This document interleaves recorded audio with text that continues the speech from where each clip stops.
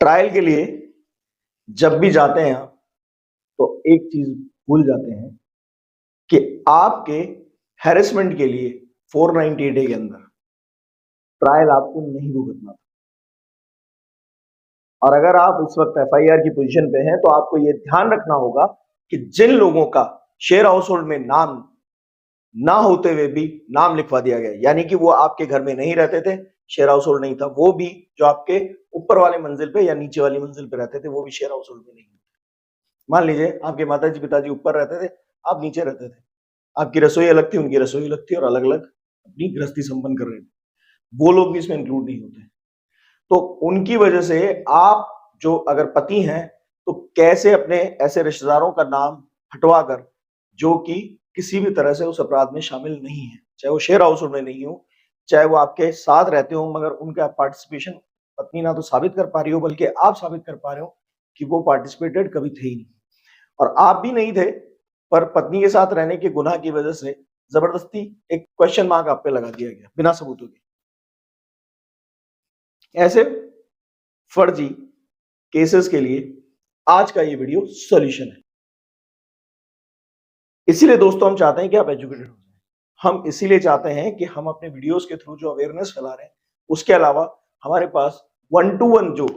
यानी आप जब सामने से हमसे बात करते हैं हमारे कोर्सेज के थ्रू या उनमें ज्वाइनिंग करते हैं, तो जो ट्रेनिंग, वर्कशॉप्स, रेगुलर आपके अपॉइंटमेंट्स, रेगुलर आपका कोर्ट के अंदर असिस्टेंस, ये सब चीजें जब जुड़ती हैं तो एक अल्टीमेट रिजल्ट लाने की संभावना बढ़ जाती है। क्योंकि यहाँ पर एक तरफा कन्वर्सेशन होता है वीडियोस में, मगर वहां पर हम आपको हर वक्त रेमेडी देने की पोजीशन पे रहते हैं।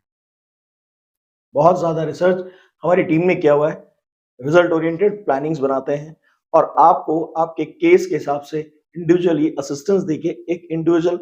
बकायदा ट्रीटमेंट देते हैं और उसी आधार पे ही आपके केस के हिसाब से कोर्स डिजाइन होता है, यानी सिर्फ आपके केस के हिसाब से ही कोर्स बनेगा। आपसे पहले जितने भी लोगों ने इन कोर्सेज को ज्वाइन किया है बहुत कॉन्फिडेंट है, स्ट्रांग है और मजबूती से अपना केस लड़ पा रहे हैं। अगर आप ज्वाइन करना चाहते हैं दिए गए व्हाट्सएप नंबर पे डिटेल लीजिए, ज्वाइन कर लीजिए।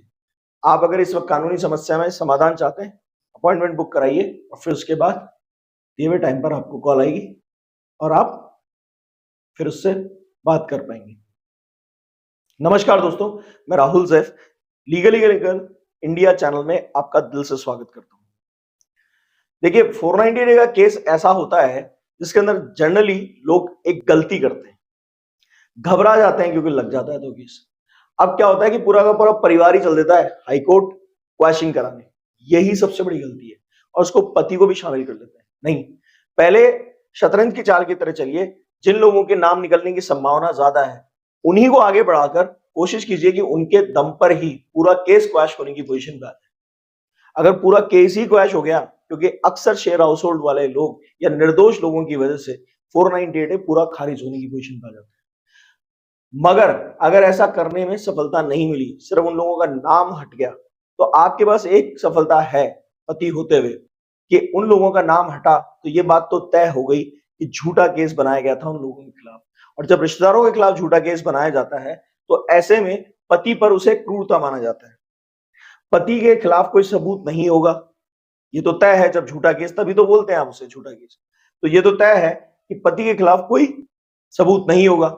जब पति के खिलाफ कोई सबूत नहीं होगा और पति जब अपने बारी पर जब सब फ्री होकर आ रहे होंगे, हालांकि ये थोड़ा सा लंबा हो सकता है प्रोसेस, पर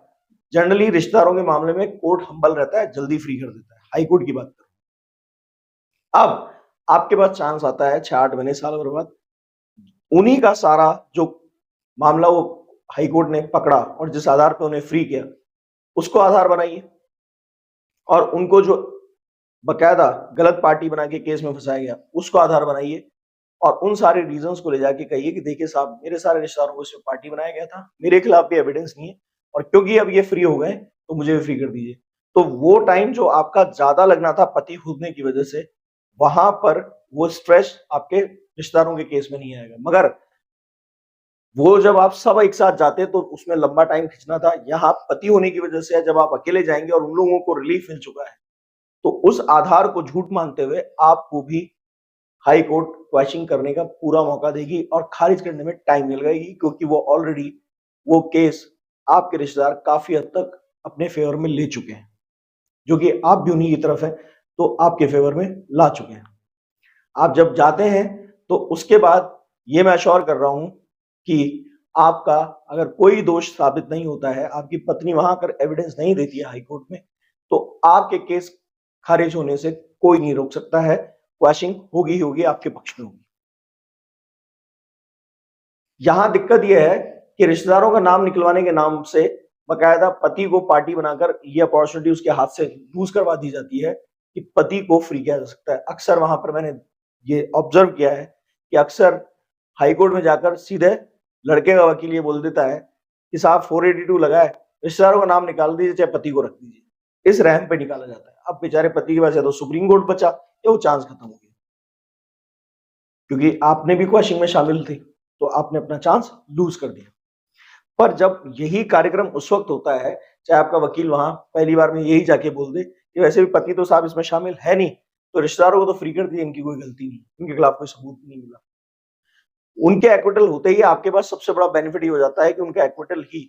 आपको आपका एक्विटल दिला देता है, आपका निर्दोष साबित होना तय करवा देता है। क्योंकि मैं बार बार जिस बात पे जोर दे रहा हूं कि अगर रिश्तेदारों का, पति के रिश्तेदारों का गलती से भी नाम लिखा गया तो क्रूअल्टी है, वहां डाइवोर्स का भी रीजन बन जाता है। और साथ में वहां पति के पास एक मजबूत आधार आ जाता है अपनी क्वेश्चन करने में। अगर इस वीडियो में कंटेंट अच्छा लगा, आपको काम का लगा, आपके काम आ सकता है आपके केस में, तो लाइक कीजिएगा, शेयर कीजिएगा, सब्सक्राइब कीजिएगा, कमेंट सेक्शन में जरूर बताइएगा क्या करने वाले अपने केस में। Thank you.